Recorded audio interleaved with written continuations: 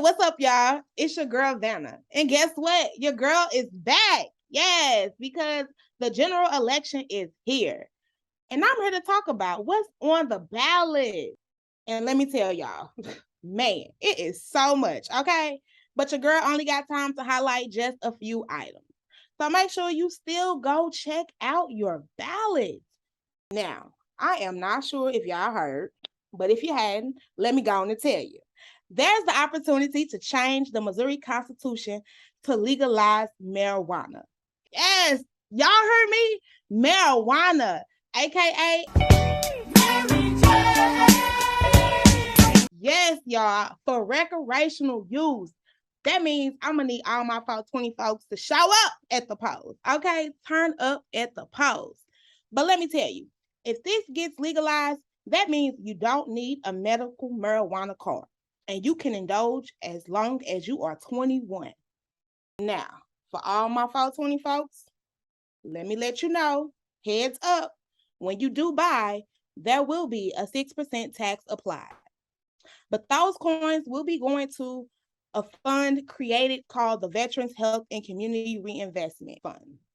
Now, for all my street pharmacists out there, that does not mean you can just apply for an LLC and set up a weed shop.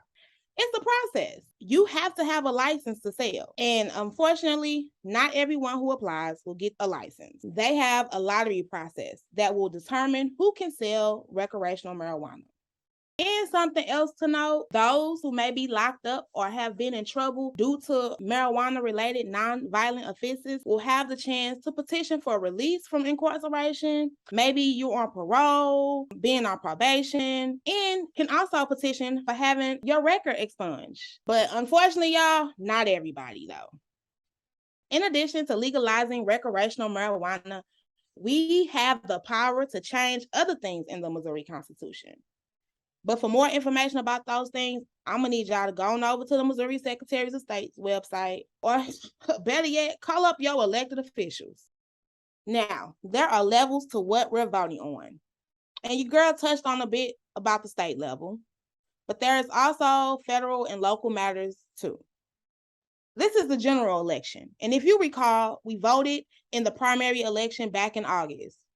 The primary was where political parties like, the Democrats and Republicans battle it out between themselves.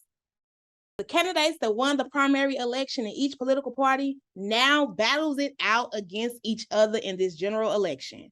Now, who and what you're voting on will depend on where you live. So that means yours could be different from your neighbors. So again, I emphasize, go check out your ballot. Go pull it up and look at it.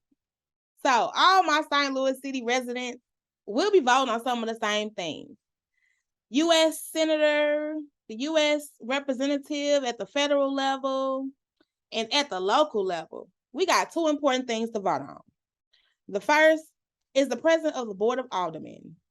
Now, due to the passage of the Proposition D by voters, city primary elections are a bit different now. In primary elections, we can vote for as many candidates as we want for the position. And then the two candidates with the most votes advance to the general election. For example, let's look at the President of the Board of Aldermen. There were two candidates, just two candidates, okay, running in the primary election. And so those same two candidates have advanced to the general election. And yeah, I know. We just voted for them, right? And I'm sorry, but it's a process, y'all. But either way it goes, they're going to be battling out against themselves. And whoever wins by your votes takes the seat. The second, we care about our babies. We say we care about our babies. I mean, do we really care about our babies? I mean, I've been hearing how people are talking about how bad the school food is and how we need our children to have more access to after-school programs. Well, here is the opportunity. We got to show up for them babies because we'll be voting for members of the St. Louis Public School Board. And they influence a lot of what's happening in our schools. So we got to show up, y'all. But for the rest of the items on your ballot, like the state representative and the state senator. It's what I said before. It really depends on what your district is, which is where you live. You can find all of this information on the Missouri Secretary of State's website. Now, lastly but not least, we got to vote for these judges. Hey, and your girl's best advice, go Google them and do what you do. Let me emphasize this again. Make sure you know who you're voting for in this general election, which will be held on November 8th. Contact the city's Board of Elections for more information, and make sure you hit up my girl Kelly on any of her social media platforms to stay informed.